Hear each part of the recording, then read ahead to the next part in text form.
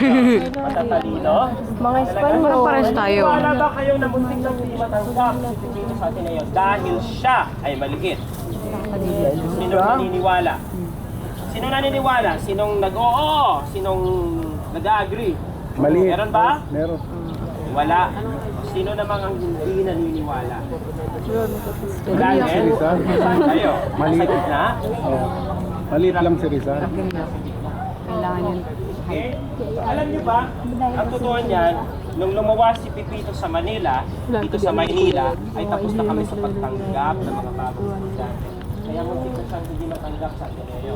Yun ang dahilan, Pipito. Ganun po ba? Buti na lang, Ivan, at napag-usapan ko ang aking Kuya Pasiano. At napag-usapan naman ng aking Kuya Pasiano, si Padre Burgos, para maipasok ako sa Ateneo ng agad-agad. Ay, napakaswerte mo talaga. Kagipang- Kilala mo si Padre Burgos. Sabay, hindi biro ang kanyang ginawa na pag-aray ng kanyang buhay sa ating bayan.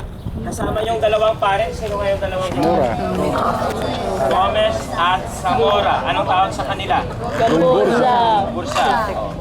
Silang tatlo, inalay nila ang kanilang buhay para sa ating bayan. Sapagkat, kung tuusin, Subversión ng ay kaso. dapat pantay